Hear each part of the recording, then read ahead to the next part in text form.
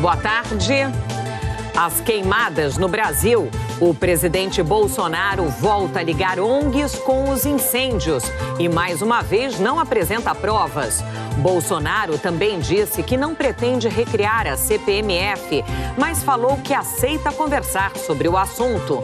E ainda, a arrecadação federal com impostos é a maior para o mês de julho em 8 anos. O presidente da Câmara afirma que as privatizações vão sofrer resistência política dos deputados. A Polícia Federal faz uma operação contra fraudes no Porto de Santos. Rio de Janeiro, o número de mortes em ações policiais é recorde na série histórica iniciada em 1998. A Rússia envia o primeiro androide para a Estação Espacial Internacional. E 107 anos depois do naufrágio, novas imagens mostram o Titanic no fundo do mar. O Jornal Hoje está começando.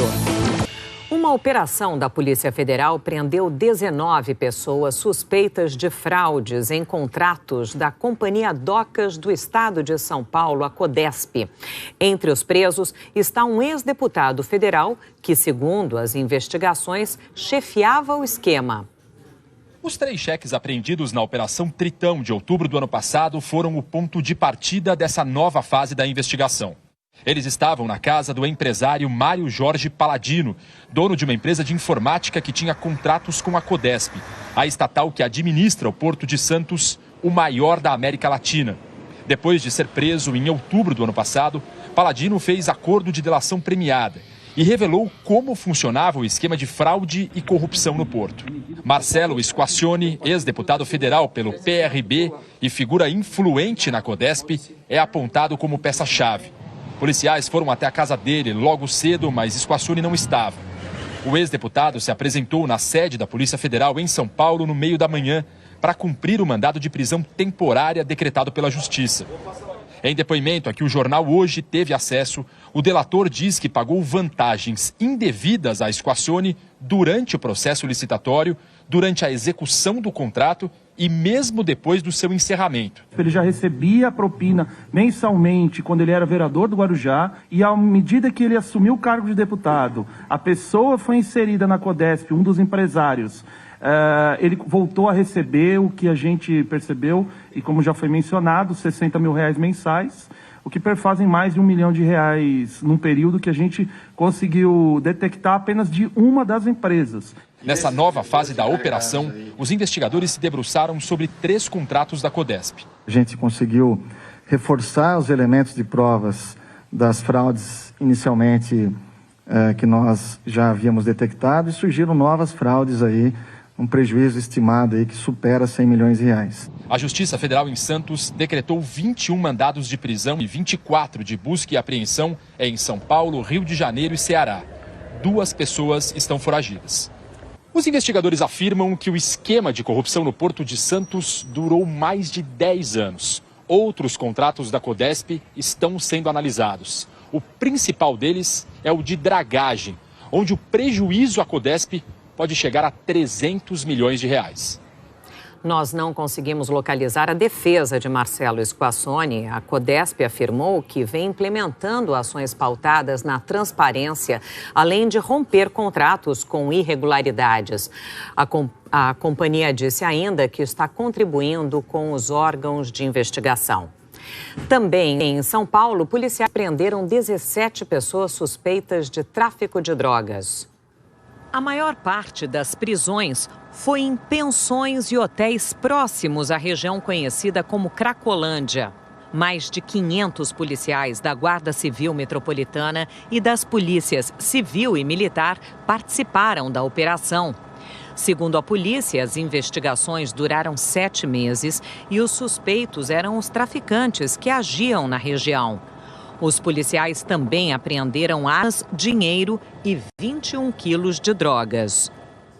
41 pessoas já foram presas esta manhã em Goiás, suspeitas de integrar uma quadrilha de homicídios, tráfico de drogas, de armas e de roubo de cargas. A repórter Giovana Dourado tem os detalhes sobre essa operação. Giovana, boa tarde. Oi, Sandra, boa tarde para você e para todos. Todos os presos foram trazidos aqui para essa delegacia que investiga furtos e roubos de cargas em Goiânia. Entre os presos, há várias mulheres. Depois de 6 meses de investigações, as equipes da Polícia Civil, Militar, Rodoviária Federal e também agentes prisionais cumprem hoje 47 mandados de prisão e 50 de busca e apreensão. Segundo os investigadores, os presos são ligados a uma facção criminosa e 13 deles comandavam crimes de dentro de unidades prisionais aqui do estado. O detalhe é que 3 deles chegaram a ser soltos essa semana. Agora, com a operação, vão voltar para a cadeia. A operação, chamada de Lex Dominus, que significa Império da Lei, combate os crimes de organização criminosa, tráfico de drogas e armas, e há suspeita também que o grupo tenha cometido pelo menos 13 assassinatos aqui no estado de Goiás e também ameaçado integrantes da segurança pública e da justiça. Além das prisões, armas e celulares foram apreendidos e vão ser periciados para dar continuidade aí ao trabalho de investigação. Sandra? Giovana Dourado, muito obrigada pelas suas informações. A Polícia do Rio descobriu uma quadrilha que aplicava o golpe do falso sequestro e recebia até joias como pagamento dos casos de extorsão. Era de dentro do presídio que parte da quadrilha agia. Usando este aparelho celular, os criminosos faziam ligações para possíveis vítimas. A polícia diz que o chefe do bando é Jean-Luc Mendes dos Santos. Ele cumpre pena de 69 anos por roubo e estupro e agora vai responder a mais um processo por extorsão. Nesta gravação, ele ameaça uma das vítimas do golpe do falso sequestro. Só envolver alguém ou a polícia, só vai passar o pior dia da mãe da sua vida. Segundo as investigações, os bandidos fizeram mais de 100 ligações de dentro da cadeia. Uma das vítimas entregou um pacote de joias avaliadas em mais de R$100 mil aos criminosos. Tinha joias de infância, joias de uma vida inteira, né? Joias que meu avô me deu, meu marido, joias que eu comprei com o meu trabalho. E aí isso foi tudo, né? Câmeras de segurança flagraram o motoqueiro que faz parte da quadrilha no momento em que ele foi buscar o pacote de joias. Ele está sendo procurado pela polícia.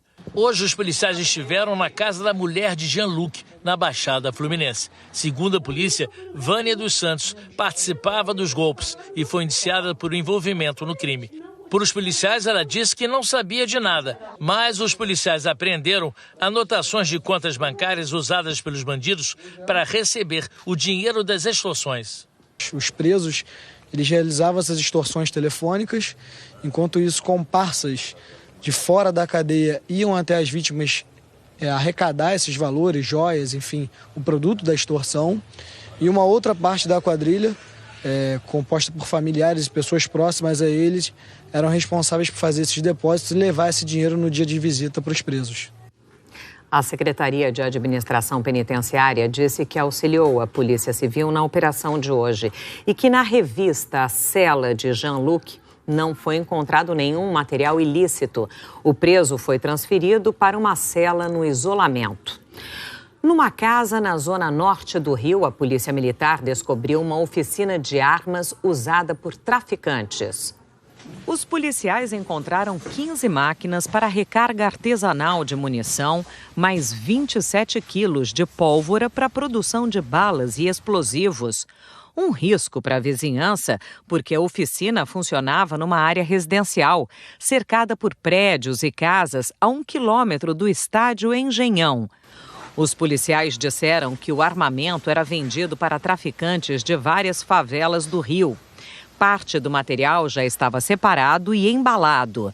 2 suspeitos foram presos em flagrante. No estado do Rio, confrontos com a polícia matam, em média, uma pessoa a cada 4 horas, segundo o Instituto de Segurança Pública. Em julho, o Rio registrou o maior número de mortes em ações policiais desde 1998, início do levantamento. O medo que muitos moradores sentem, os números também mostram. Só em julho desse ano, morreram mais de 6 pessoas por dia por intervenção policial. foram 194 mortes, um aumento de quase 50% em relação ao mesmo mês do ano passado. Os dados foram divulgados pelo Instituto de Segurança Pública do Rio. É o maior registro dos últimos 20 anos, desde que os números começaram a ser contabilizados pelo Instituto. Ontem, em entrevista ao Bom Dia Rio, o secretário de Polícia Civil do Estado disse que podem ocorrer mais mortes. É um número que a tendência é subir até dezembro, porque as ações estão sendo feitas. Conforme a gente vai trabalhando as investigações, a inteligência, a integração com a Polícia Militar, a tendência é baixar. O estudo também contabilizou as mortes por intervenção policial nos 7 primeiros meses do ano. De janeiro a julho desse ano foram 1.075 casos. E no mesmo período de 2018 foram 899 mortes. Ao mesmo tempo que cresceram as mortes durante operações policiais, o levantamento também mostrou que os números de homicídios dolosos, quando há intenção de matar, tiveram redução de 25%, se comparar julho desse ano a julho de 2018. É o menor número de vítimas dos últimos 4 anos. Ainda assim, na semana passada, pelo menos 6 jovens foram mortos vítimas da violência no Rio. 2 morreram baleados numa festa e os outros 4 em operações policiais. Mas ainda não se sabe de onde partiram os tiros. O governador do estado, Wilson Witzel, do PSC, chegou a culpar os defensores de direitos humanos pelas mortes de jovens nas favelas. Segundo o governador, estes defensores não querem que a polícia mate quem está de fuzil e quem morre são os inocentes. O Instituto Rio de Paz, que trabalha para a redução da violência, disse que nunca foi tão ofendido por uma autoridade brasileira e que os integrantes são movidos por valores inegociáveis e pela angústia de ver todo dia inocentes sendo mortos nas favelas da cidade. Para esta socióloga, é preciso planejar com inteligência as ações nas comunidades e acabar com a política de enfrentamento. Se nós continuarmos com essa política de enfrentamento, que é uma política que não usa de inteligência, que não usa de articulação, né, de reunir informações e articular suas ações, não. É um enfrentamento puro e simples, quer dizer, é entrada com violência nas favelas. Os moradores das favelas não aguentam mais. Em nota, a Polícia Militar do Rio de Janeiro afirmou que as operações são pautadas por planejamento e executadas dentro da lei e que ações que resultam em mortes são alvo de inquérito com acompanhamento do Ministério Público. A nota diz ainda que as ações da Polícia Militar têm sido fundamentais para a redução expressiva dos indicadores criminais e que os números de julho do Instituto de Segurança Pública confirmam a redução tanto de crimes contra a vida quanto de crimes contra o patrimônio. A Câmara dos Deputados aprovou o projeto de lei que flexibiliza as regras para a posse de armas nas regiões rurais do país. Na votação realizada ontem, 320 deputados votaram a favor e 61 contra o projeto que modifica o Estatuto do Desarmamento. Pela lei atual, o proprietário só pode manter sua arma dentro de casa, ou seja, na sede da fazenda. A mudança aprovada pelo Congresso permite que a pessoa ande armada em toda a extensão da propriedade rural. Esse texto já havia sido aprovado pelo Senado e agora segue direto para a sanção do presidente Jair Bolsonaro. A medida provisória da liberdade econômica, aprovada ontem no Senado, excluiu a parte que alterava as regras de trabalho aos domingos. O texto agora só depende da sanção presidencial. Foi uma votação simbólica e os senadores aprovaram a medida provisória da liberdade econômica. A parte que mudava as regras para o trabalho aos domingos saiu do texto. Os senadores consideraram que era estranho ao projeto. Pela MP, ficava autorizado o trabalho aos domingos e feriados para todos os trabalhadores. Mas, como isso ficou de fora, vale a regra da lei trabalhista. O trabalho aos domingos é permitido para determinadas categorias, como vendedores, gente que trabalha em mercados, telemarketing. Depende também de acordos coletivos com cada categoria. Quem trabalha aos domingos tem direito a uma folga semanal. Existe uma jurisprudência trabalhista que prevê que, pelo menos uma vez a cada 4 semanas, a folga seja necessariamente no domingo. O texto do projeto da Liberdade Econômica prevê uma série de medidas para desburocratizar atividades e negócios. O objetivo é facilitar a abertura de pequenas empresas, por exemplo. A exigência de alvará de funcionamento para sapateiros, costureiras e chaveiros acabou. O projeto prevê que atividades de baixo risco não têm mais necessidade de alvará.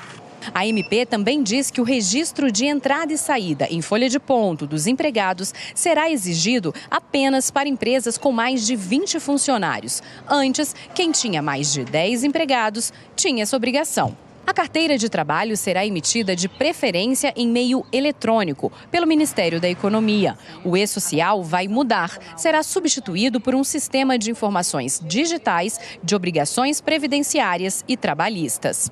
O texto agora só precisa da sanção do presidente da República. O governo publicou a medida para aquecer a economia e tem a expectativa de gerar mais empregos, quase 4 milhões de novos postos de trabalho em 10 anos.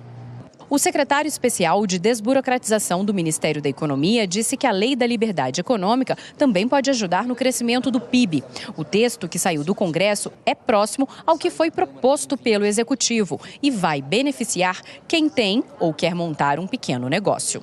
Hoje no Brasil, mais de 80% dos negócios no Brasil são atividades de baixo risco. Você tem mais de 15 milhões e 800 mil empreendedores, micro e pequeno empreendedores. Então essas pessoas são os maiores geradores de empregos formais do Brasil. Então é importante você ter um ambiente de negócios favorável ao micro e pequeno empreendedor.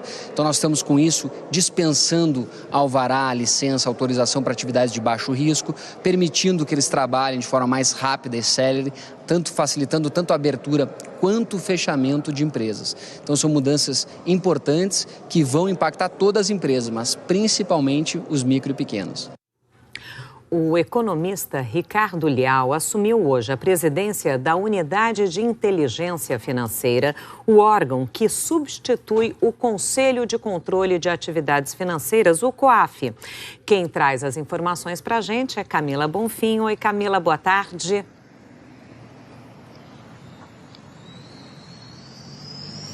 Oi, Sandra. Boa tarde para você, boa tarde a todos. Essa cerimônia ocorreu há pouco aqui em Brasília e foi a portas fechadas. Então, a partir de agora, oficialmente, Ricardo Leal está no comando da Unidade de Inteligência Financeira, que ocupa o lugar do extinto COAF. Agora, antes mesmo dessa mudança, Sandra, já havia reclamações do órgão em relação à capacidade financeira para o ano que vem. Técnicos do governo confirmaram que um ofício foi enviado ao Ministério da Economia pedindo mais dinheiro para 2020, para não comprometer atividades. Lembrando também que essa unidade de inteligência financeira vai ser responsável por aqueles relatórios que apontam movimentações atípicas. Toda essa mudança, a extinção do COAF, a mudança no comando também, ocorre após a insatisfação do presidente Jair Bolsonaro em relação a Roberto Leonel ter feito críticas sobre a decisão do ministro Dias Toffoli, presidente do Supremo Tribunal Federal. Roberto Leonel era o presidente do COAF. E Toffoli, então, suspendeu todas as investigações que usavam dados detalhados do COAF sem autorização da Justiça. E fez isso a pedido da defesa de Flávio Bolsonaro, filho do presidente Jair Bolsonaro. Sandra. Camila Bonfim, muito obrigada. Hoje cedo, questionado por jornalistas sobre a criação de um novo imposto, o presidente Jair Bolsonaro disse que não pretende recriar a CPMF, mas que vai conversar sobre o assunto com o ministro da Economia, Paulo Guedes. Um imposto parecido com a CPMF, ontem o ministro Guedes admitiu essa possibilidade. Eu vou ver a opinião dele. Tá? Se desburocratizar muita coisa, diminuir esse cipual de impostos, essa burocracia enorme, eu estou disposto a conversar. Não pretendo, falei que não pretendo recriar a CPMF. O que ele fala? O que ele complementou? A sociedade que tome uma decisão a esse respeito. Ele que falou. Ele pode falar, ó, eu vou botar 0,10% na CPMF e, em consequência, acabo com tais impostos. Não sei. A arrecadação federal com impostos e contribuições cresceu 2,95% em julho em relação ao mesmo período do ano anterior. De acordo com a Receita Federal, esse foi o melhor resultado registrado no mês de julho nos últimos 8 anos. Nos 7 primeiros meses de 2019, foram arrecadados 895 bilhões de reais, com crescimento de 1,97%, descontada a inflação. O presidente da Câmara, deputado Rodrigo Maia, do Democratas, disse que as privatizações de estatais anunciadas pelo governo federal, que terão que ser autorizadas pelo Congresso, vão sofrer resistência política. Assunto para a Andréia Sadi, que está aqui com a gente hoje. Oi, Andréia, como é que é essa resistência política? Vou explicar. Boa tarde a todos. O presidente da Câmara, o deputado Rodrigo Maia, disse que os parlamentares eles vão ter, sim, essa resistência política em aprovar, neste momento, o pacote de privatizações, que, para isso, o governo vai precisar conversar, trabalhar com a base, fortalecer essa base aliada na Câmara dos Deputados e no Senado Federal. Ele disse que a grande dúvida dos parlamentares é saber para onde irão os recursos da venda dessas privatizações e que essa resistência vem principalmente das bancadas do Nordeste e de Minas Gerais. Maia disse, no entanto, que ele acredita que se o governo, de fato, trabalhar, articular com a base, esse pacote de privatização consegue avançar até o final deste ano e que a prioridade é, sim, a Eletrobras. Lembrando que o governo anunciou ontem esse plano de vender 9 estatais e, como você disse, Sandra, isso precisa do aval do Congresso Nacional. Ok, veremos. Obrigada, Andréia. Juízes, procuradores, promotores e delegados e auditores fizeram hoje um protesto em 3 capitais contra o projeto de lei de abuso de autoridade que a Câmara aprovou na semana passada. A manifestação no Fórum Criminal da Barra Funda, em São Paulo, reuniu dezenas de profissionais da Justiça e da Segurança Pública. 19 entidades estaduais e federais, de juízes, procuradores, promotores, delegados, auditores e fiscais, divulgaram documento pedindo veto integral pelo presidente da República para o projeto de lei 7.596, que prevê punições de agentes públicos por abuso de autoridade. As entidades consideram que o projeto criminaliza ações de rotina e favorece a própria criminalidade. No Rio de Janeiro, os magistrados se reuniram em frente ao prédio da Justiça Federal na Cinelândia. O grupo levou faixas e cartazes para pedir o veto do presidente. Em Fortaleza, juízes, promotores e delegados federais se reuniram na entrada do fórum. Segundo a Associação Cearense de Magistrados, o projeto é um retrocesso. Notícias internacionais, o presidente italiano Sergio Mattarella continua tentando encontrar uma saída para a formação de um novo governo. O primeiro-ministro Giuseppe Conte renunciou há 2 dias. A gente vai então à Itália conversar com a nossa correspondente Ilse Scamparini, lá em Roma. Ilse, boa tarde para você. Será que é possível uma definição ainda hoje sobre essa situação, essa crise política aí na Itália? Boa tarde, Sandra. É possível sim, porque o presidente Sergio Mattarella tem pressa. E o pronunciamento dele está sendo esperado em 2 horas. Mattarella encerrou as consultas e está refletindo ou para anunciar um desfecho ou para pedir mais tempo. As negociações parece que se complicaram um pouco, Sandra, porque as exigências do Partido Democrático para o movimento 5 Estrelas estão dividindo o próprio PD. De qualquer maneira, se não houver acordo, o presidente fará um governo de garantia para que os italianos possam votar em outubro. Continuam tentativas para tirar o país dessa crise. A crise política na Itália começou no dia 8 de agosto, quando o ministro do Interior de extrema-direita, Matteo Salvini, pediu ao parlamento um voto de desconfiança ao próprio governo, liderado pelo então primeiro-ministro Giuseppe Conte. A situação dramática de um barco de imigrantes piorou a relação entre os dois. Conte discordava da política radical anti-imigração de Salvini, que obrigou mais de 100 imigrantes resgatados no Mediterrâneo a passar 19 dias em condições precárias, sem autorização para desembarcar na Itália. Conte pediu demissão há 2 dias. Hoje, o presidente da República, Sérgio Mattarella, recebeu todos os protagonistas da crise e passou o dia fazendo consultas importantes. A articulação foi para tentar formar uma nova aliança entre partidos e, assim, evitar de dissolver o parlamento e convocar eleições antecipadas. O poderoso ex-primeiro-ministro Silvio Berlusconi foi contra a proposta de um governo formado pelo Partido Democrático e o Movimento 5 Estrelas, que fazia parte do governo que acabou de cair. Todas as cartas foram jogadas no Palácio do Quirinal. Uma equipe de mergulhadores revelou novas imagens do Titanic. Essas são as primeiras imagens em quase 15 anos. Imagina ver o Titanic assim, de perto, 107 anos depois do naufrágio. A quase 4.000 metros de profundidade, os mergulhadores participaram de uma expedição que não voltou com boas notícias. O navio mais famoso do mundo está se deteriorando cada vez mais depressa. A banheira do capitão, que aparece nessa foto de 2003, já não existe mais. O sal corrói a estrutura e uma bactéria que se alimenta de metal tem o Titanic como paraíso. A realidade entristece historiadores, mas, de qualquer forma, o Victor está impressionado.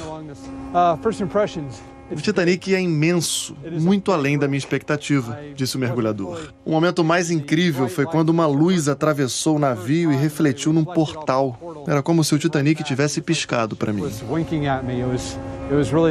O Titanic foi fabricado aqui no Reino Unido e partiu da Inglaterra para os Estados Unidos 10 de abril de 1912. No 4º dia de viagem, o navio bateu no iceberg. Das 2.223 pessoas a bordo, 1.517 morreram. O Titanic virou um dos maiores sucessos da história do cinema em 1997. Até hoje, nenhum outro navio mexe tanto com a imaginação das pessoas. Não importa quanto tempo passe. Um androide russo foi lançado na nave Soyuz rumo à Estação Espacial hoje. Conhecido como Fedor, sigla em inglês para Pesquisa de Objeto de Experimento Final de Demonstração, o robô é o único tripulante a bordo da nave. Ele tem 1,80 m e pesa 160 quilos. O robô desembarca na Estação Espacial Internacional no sábado. A ideia é que ele seja usado no futuro em operações que são perigosas para os seres humanos. Fedor deve ser o piloto de testes da nave que a Rússia pretende enviar à Lua em 2022. Ainda hoje, quem deve tomar a vacina contra o sarampo? A doença avança no sul e no sudeste do país. E a seguir, sem apresentar provas, o presidente Bolsonaro vai ligar ONGs com as queimadas. E a previsão do tempo para todo o Brasil, a gente volta já. Pelo segundo dia seguido, o presidente Jair Bolsonaro falou de queimadas e, mais uma vez, levantou suspeitas contra ONGs, mas sem apresentar nenhuma prova de incêndios criminosos. Hoje de manhã, de novo na saída do Palácio da Alvorada, o presidente Jair Bolsonaro reforçou que suspeita que ONGs são responsáveis pelas queimadas na Amazônia. As ONGs perderam dinheiro, com dinheiro que vinha da Noruega e da Alemanha para cá, estão desempregados. Tem que fazer o quê? Tentar me derrubar. Tentar me derrubar, é o que sobra eles, mais nada além disso. Hoje mencionou a existência de um vídeo. Uma das imagens, uma pessoa de carro, está queimando a rodovia do lado todinho. O fogo exatamente da mesma altura. Dá para reparar o fogo da mesma altura, 1 quilômetro. Típico de queimadas feito como? Um cara com uma bicicleta ou motocicleta, uma vara, uma câmara queimando, pingando aquilo na beira da pista. Típico desse aí. Nós pedimos esse vídeo para o Ministério do Meio Ambiente, que até agora não deu resposta. Em seguida, na entrevista, o presidente reconheceu que não há provas concretas contra as ONGs. Não se tem prova disso, meu Deus do céu. Ninguém escreve isso, vou queimar lá, não existe isso. Se você não pegar em flagrante quem está queimando e buscar quem mandou tu fazer isso, que isso está acontecendo, é um crime que está acontecendo. Mais ainda, Ministério da Justiça pode mandar 40 homens, dá para entender 40 homens para combater incêndio? Dá para entender? Não tem recurso. Chegou esse caos. Jair Bolsonaro também disse que há outros suspeitos. Podem ser fazendeiros também? Pode ser fazendeiro, pode. Todo mundo é suspeito. Mas a maior suspeita vem de ONGs. E, sem citar nomes, criticou mais uma vez governadores dos estados da Amazônia. Ontem, o presidente disse que eles estariam sendo coniventes com as queimadas. Hoje, o governador do Amapá, Valdez Góes, do PDT, que preside o Consórcio Interestadual de Desenvolvimento Sustentável da Amazônia Legal, disse que é preciso unir esforços para combater o problema e que especulações sem provas sobre as causas das queimadas não podem ser feitas. É importante uma união de esforços entre o governo federal e os governos subnacionais, os governos estaduais e até mesmo a iniciativa privada, a sociedade civil organizada, para combater tanto o desmatamento quanto a questão das queimadas. Essas especulações, de certa forma, nenhum governador, nenhum ministro, nenhum presidente pode fazer sem o devido aferimento. Então, se o governo federal tem provas disso, ele tem que colocar logo e pronto essas provas. Vira um debate que ganha um campo mais político, né, e de divergência, de conflito e de solução do problema. Desde ontem, organizações ligadas ao meio ambiente vêm criticando duramente as declarações do presidente Bolsonaro. Consideraram os comentários levianos e irresponsáveis e afirmaram que não poderiam ser feitos por um presidente da República sem a apresentação de provas. Essa afirmação dele mostra de que houve uma opção mais do que equivocada, irresponsável e criminosa deste governo em desmontar a política ambiental e afetar o mundo todo com mudanças climáticas. Então, é extremamente lamentável esse tipo de afirmação caluniosa. O presidente Jair Bolsonaro disse que o caso está sendo investigado, mas não deu detalhes. Ontem, o porta-voz da presidência também foi questionado se há alguma evidência que comprove as denúncias feitas por Bolsonaro. Ele falou que há relatos. Hoje, nós entramos em contato mais uma vez com a Polícia Federal, que ainda não informou se há investigações em andamento. A NASA, a Agência Espacial Americana, captou o aumento nos focos de queimadas no norte e centro-oeste, incluindo o Amazonas, Mato Grosso e Rondônia. A foto foi tirada na terça-feira. A NASA diz que este ano o número de incêndios no Brasil pode ser recorde. O INPE, o Instituto Nacional de Pesquisas Espaciais, atualiza diariamente o número de queimadas em todo o país. Na Amazônia Legal, composta por 8 estados e parte do Maranhão, na comparação com o ano passado, as ocorrências mais que dobraram em 2019. Este ano já são 55 mil. É a pior onda de incêndios em 7 anos. O presidente Jair Bolsonaro, depois de muitas críticas aos dados do INPE, determinou a contratação de uma empresa privada para monitorar o desmatamento na Amazônia. O edital foi lançado ontem. As empresas interessadas em participar da disputa terão 8 dias para apresentar as propostas. Este especialista aponta 3 fatores para o aumento nas queimadas: seca, aumento do desmatamento e redução da fiscalização. A gente está tendo isso porque a gente está num período seco, e um período seco com certa extremidade. Mas, aliado a isso, você tem uma série de outras coisas que estão acontecendo. O aumento do desmatamento, a redução talvez das ações de fiscalização, tudo isso contribui com a ocorrência, com a elevação dessas áreas de queima e de incêndios florestais que a gente está verificando. A cidade de Palmas amanheceu tomada por uma fumaça branca e densa. Segundo a Defesa Civil, o que causou essa situação foi o grande número de queimadas na região central do Tocantins. O estado tem 5.900 focos de incêndio. No Pará, uma das áreas atingidas é o Parque dos Campos Ferruginosos. O incêndio começou numa fazenda e chegou ao parque. O Pará já soma quase 10 mil focos de incêndio de janeiro a agosto. Cuiabá está coberta de fumaça. O problema também se repete em outras regiões do estado. No campo, os prejuízos se acumulam. O estado é o que tem a maior quantidade de queimadas. Ontem, o ministro do Meio Ambiente, Ricardo Salles, sobrevoou áreas com queimadas no estado. Na entrevista, fugiu da polêmica. Não disse se concordava com a afirmação do presidente e não citou as ONGs. O que nós verificamos aí em todos os focos que vimos são alguns locais que foi fogo intencional e alguns fogos incidental. aqui na cidade, claramente no perímetro urbano, fogo colocado proposital. A gente vai saber agora como fica o tempo em todo o Brasil. Tiago Scheuer já está chegando. Tiago, boa tarde para você. Mais uma tarde seca em grande parte do país? Mais uma tarde seca, Sandra, até porque é comum no inverno, né? Fica aquela massa de ar seco que a gente mostrou ontem. Boa tarde para você em casa também. E a umidade, mais uma vez, né, cai, fica até abaixo dos 20% em boa parte aqui dessa área, num vermelho bem escuro, centro-oeste, e pega também o Tocantins. O ideal para a nossa saúde são 60%, né? Para a gente respirar confortavelmente. Veja só, atenção, por exemplo, esse estágio de atenção é entre 21% e 30%, alerta entre 12% e 20%. Brasília vai ficar em estado de atenção hoje, a umidade do ar fica perto de 25% e tudo isso com calor ainda de 31 graus. Em Cuiabá e Palmas, a umidade cai muito, mais uma vez, 15% ou até menos que isso. Fortaleza, aí sim, já dá para respirar mais confortavelmente, assim como em Vitória e em Floripa, que vai ter frio aí, ó, de 18 graus só. Vamos falar um pouquinho de chuva, se é que tem, né? Ontem você avisou que ia chover em parte da região sul. Chuva forte, não? Tem chuva forte, sim. Uma parte lá mesmo, Sandra, em alguns pontos, ela pode chegar então forte agora mais para o fim da tarde. E essas pancadas com raios e até ventos fortes vão pegar mais o oeste da região sul.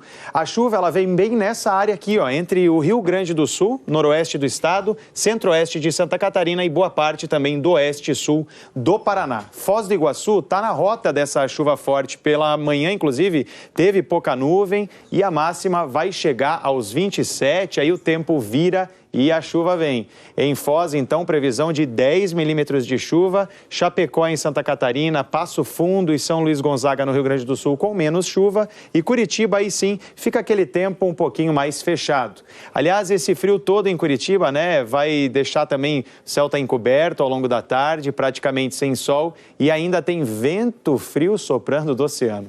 Esse ar úmido está sendo jogado, então, pela alta pressão, que acaba deixando, né, toda essa área aqui, ó, mais encoberta. Isso pega também boa parte aqui do litoral de São Paulo e também a Grande São Paulo. Em São Paulo, inclusive na cidade aqui, o sol nem aparece agora à tarde, você vê que está bem nublado, né? Pode garoar também a qualquer hora e a máxima só chega aos 18 e à noite, atenção, porque esfria mais.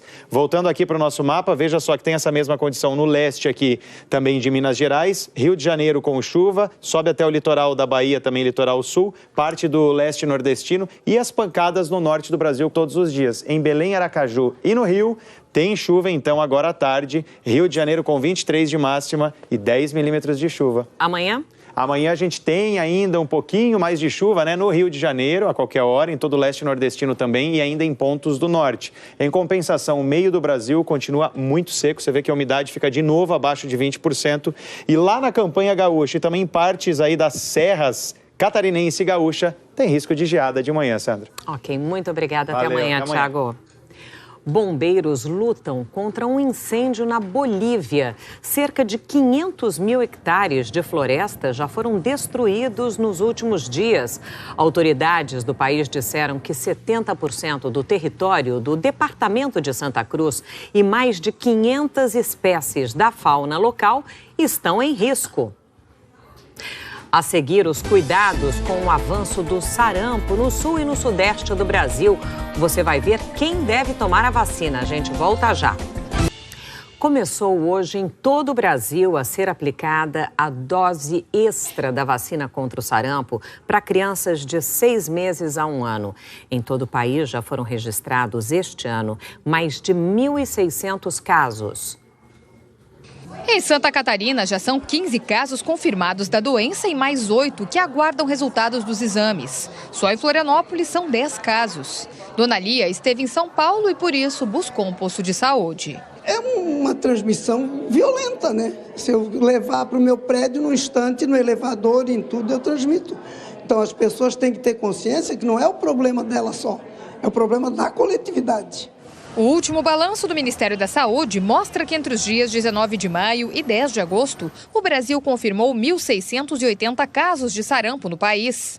Para combater o avanço da doença, o Ministério recomendou agora que todas as crianças entre 6 meses a 11 devem ser vacinadas. É importante que os pais saibam que essa dose, chamada de dose zero, não substitui as que já estão previstas no calendário nacional de vacinação. Ele começa assim com alguns sintomas que podem se assemelhar a outras doenças, né? Nós temos a febre, tosse, coriza.